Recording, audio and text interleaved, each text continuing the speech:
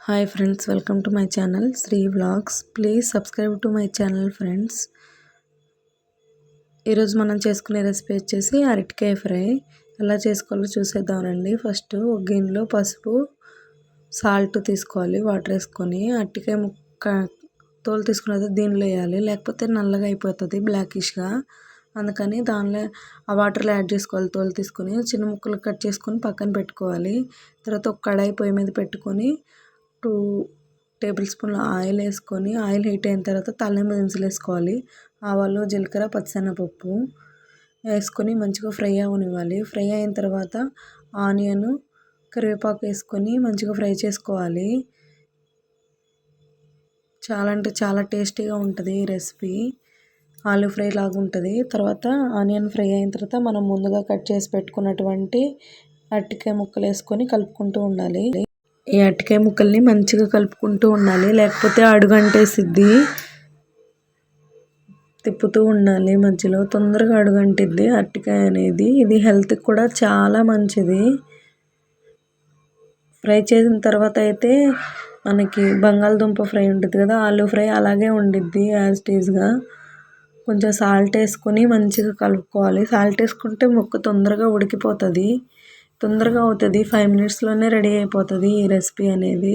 ఎక్కువ టైం కూడా తీసుకోదు. హెల్త్ పరంగా అయితే చాలా మంచిది, హార్ట్కి చాలా మంచిది. ఒకసారి ట్రై చేయండి. ఇప్పుడు దీనిలో పసుపు యాడ్ చేయాలి. పసుపు యాడ్ చేసి మంచిగా కలుపుకుంటూ ఉండాలి. ఎక్కువసేపు కలుపుకుండా వదిలేయకూడదు, లేదంటే అడుగంటిద్ది. మూత పెట్టుకొని 2 మినిట్స్ మగ్గనివ్వాలి. కలర్ తక్కువ అనిపించింది నాకు, అందుకని నేను కొంచెం పసుపు యాడ్ చేశాను. పసుపు తక్కువ అనిపించినట్టుండి. ఇంకా కొంచెం పసుపు యాడ్ చేసుకొని మంచిగా కలుపుకుంటూ ఉండాలి. రైస్లోకి అయితే చాలా అంటే చాలా టేస్టీగా ఉంటుంది ఈ రెసిపీ.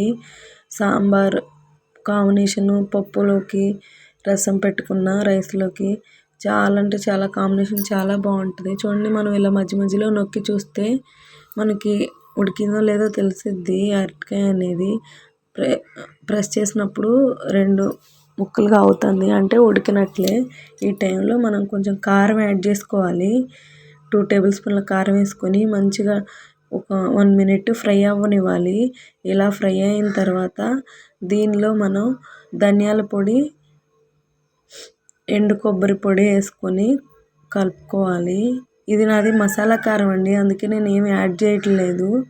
అంతా వేసుకొని మంచిగా కలుపుకున్న తర్వాత చూడండి కలర్ ఎంత మంచిగా వచ్చేసిందో. చాలా అంటే చాలా బాగుండిద్ది. ఇంకా గ్యాస్ ఆపేసుకొని సర్వ్ చేసుకోవడమే. చాలా అంటే చాలా టేస్టీగా ఉండిద్ది. నా రెసిపీ కనుక మీకు నచ్చినట్లయితే లైక్ చేయండి ఫ్రెండ్స్.